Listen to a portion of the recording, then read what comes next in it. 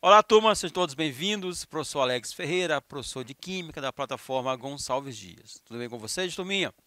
Espero que vocês estejam acompanhando as nossas aulas, não apenas as aulas de Química, mas também dos outros componentes curriculares, certo? E principalmente se dedicando aos estudos.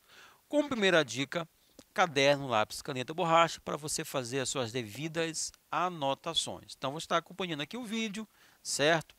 E aí você achou interessante aquela determinada informação, você pode parar, printar, certo? E passar essas informações para o seu caderno e assim desenvolver e continuar com seus estudos. Show de bola? Bom, estamos em uma série de aulas relacionadas ao terceiro ano do ensino médio. Nós estamos iniciando o estudo da química orgânica, ok?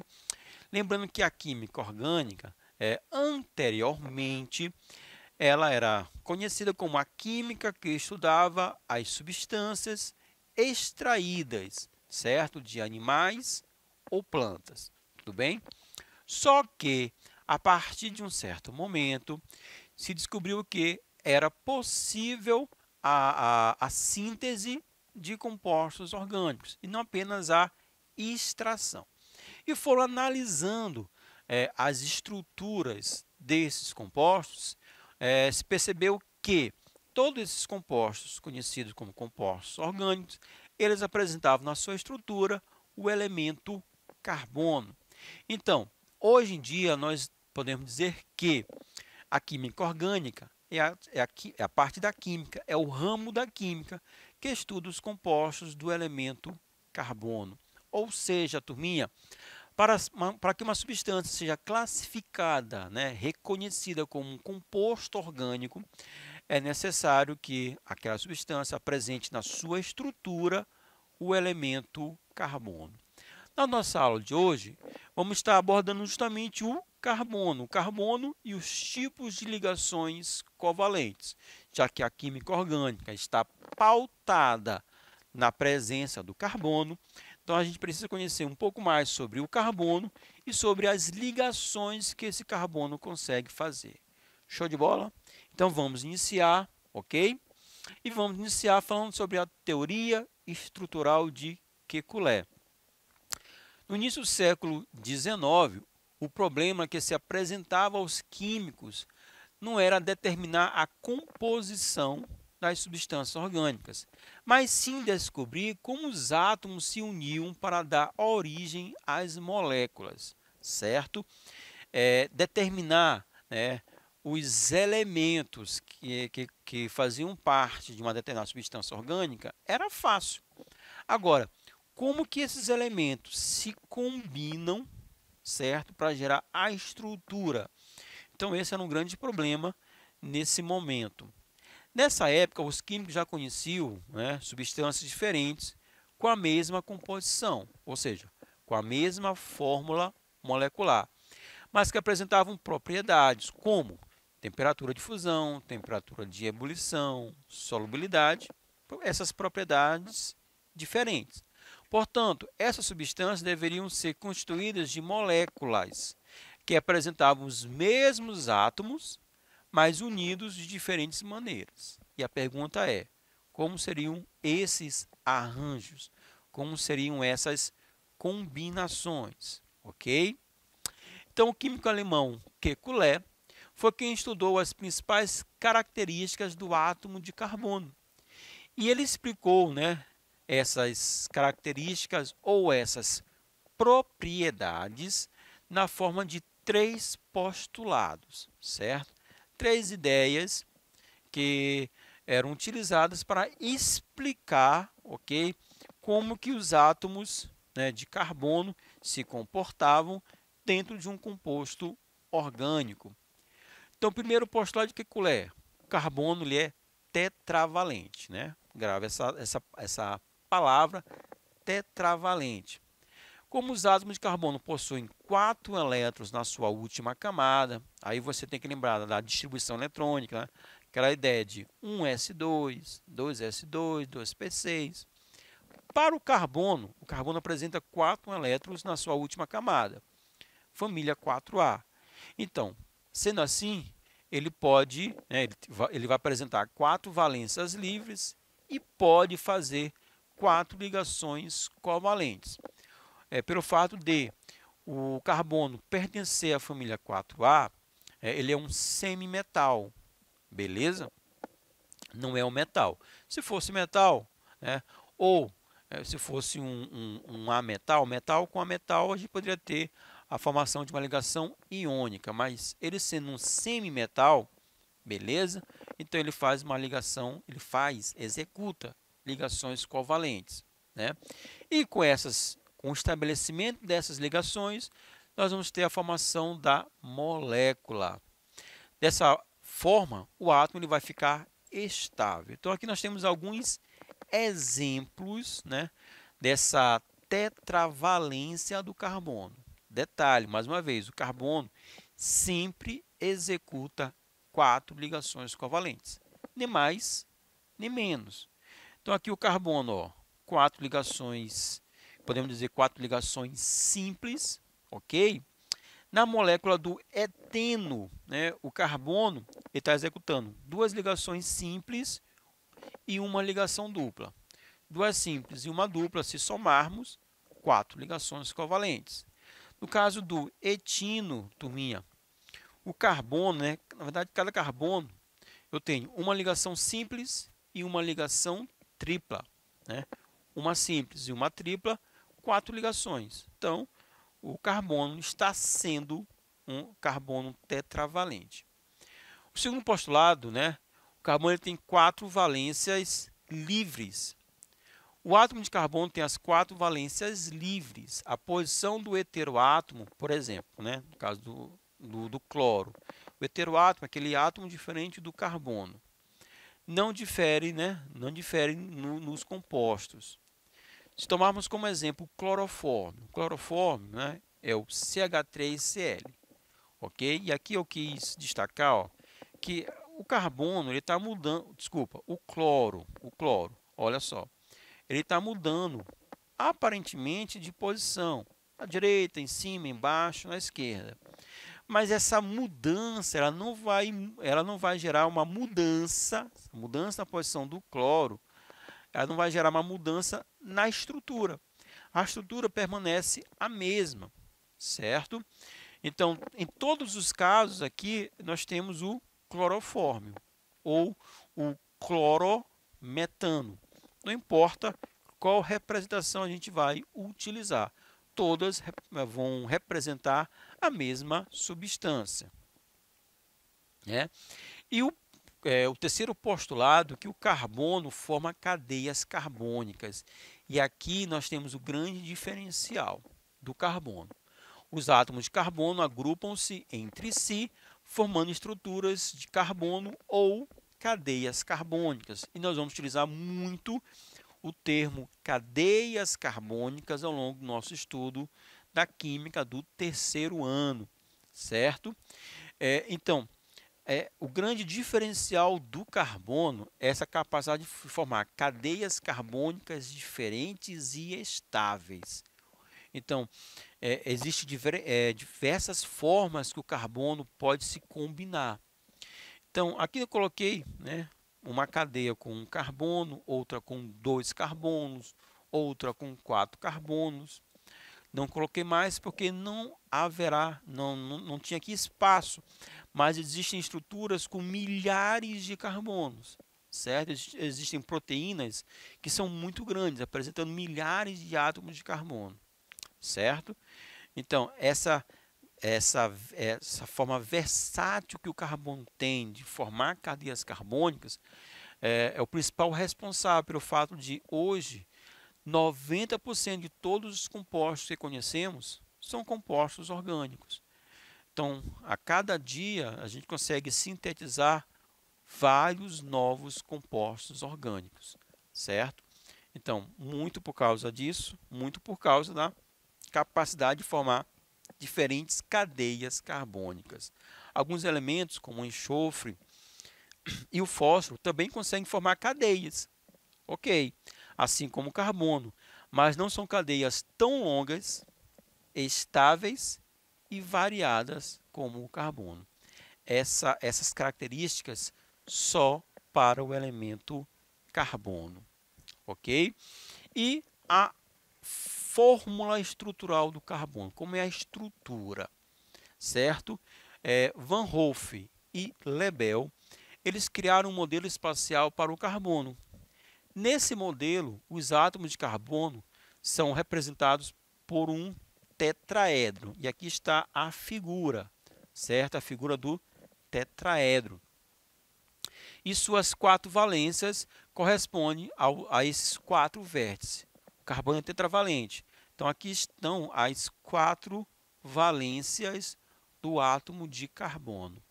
Então, o carbono, né, em especial o carbono que executa 4 ligações simples, né, ele vai ter, né, essa característica espacial, né? Ele vai ocupar, né, o centro de um tetraedro, ok? Bom, com relação aos tipos de ligações que nós vamos ter no carbono, o carbono ele pode apresentar, né, ligações simples. As ligações simples, turma, olha aqui na tela, são aquelas formadas por um único traço. Então, aqui nessa estrutura, né, cada carbono ele está executando somente ligações simples. A ligação dupla, né, o nome já diz, ó, bem aqui, turminha, é a ligação dupla. Beleza?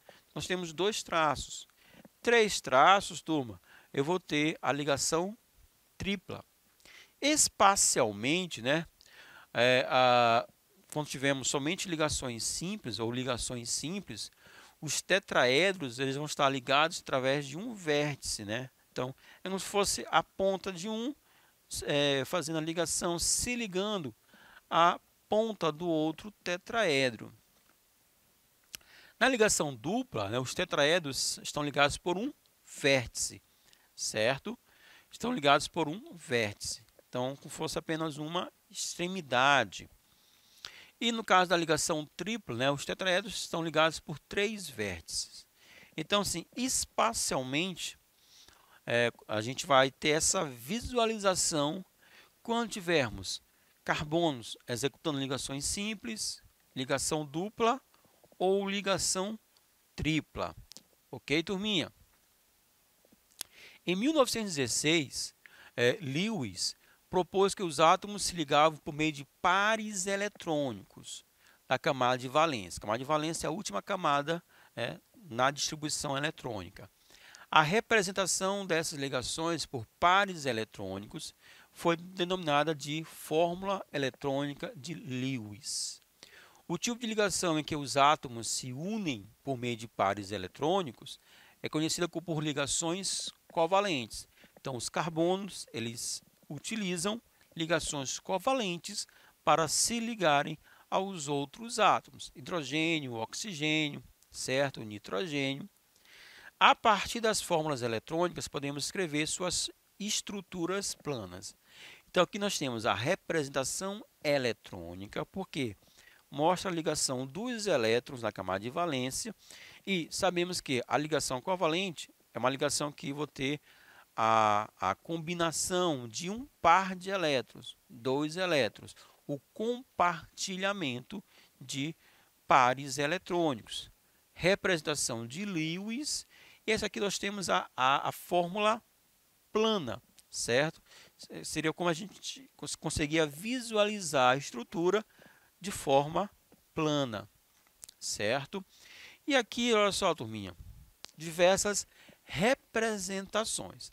Aqui já conhecemos, né, é a representação de Lewis, né, a representação eletrônica, o modelo tetraédrico de Van Hoff, ok? O carbono está no centro de um tetraedro e as ligações são justamente os vértices. Beleza, turminha? Essa representação é chamada de modelo pau e bola. Então, aqui nós estamos representando os átomos através de bolinhas, ok? E as ligações através de uma varetinha, beleza, turminha? é muito utilizada, essa representação é muito utilizada, né, nas escolas, para a gente poder mostrar, né, tentar visualizar a estrutura. Modelo de preenchimento espacial, né, também usamos bolinhas, esferas, para indicar os átomos, no entanto, as ligações elas ficam omitidas, tudo bem? E nós temos essa outra representação, né, o modelo cunha e traço. Toda vez que você, né, no seu livro, né, ou na questão, você visualizar uma ligação como essa, né, a ligação na forma de cunha, isso quer dizer que espacialmente essa ligação está para a frente do plano, certo? E a ligação que aparece de forma tracejada, ela está para a parte de trás do plano, né? Aqui eu tenho uma representação espacial, assim como a de Van Hoff, certo? Espacialmente, eu vou ter, né, uma ligação para frente, uma ligação para trás e duas ligações no plano do papel, por exemplo. Tudo bem, turminha?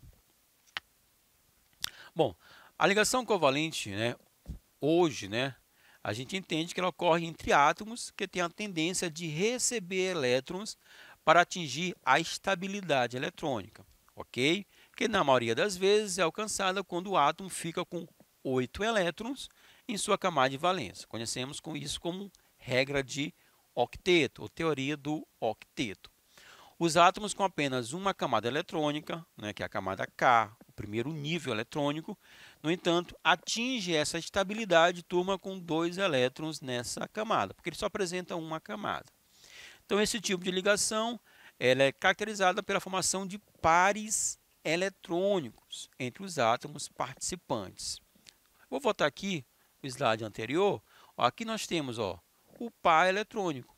Esse par eu tenho a combinação de um elétron do carbono com um elétron do hidrogênio.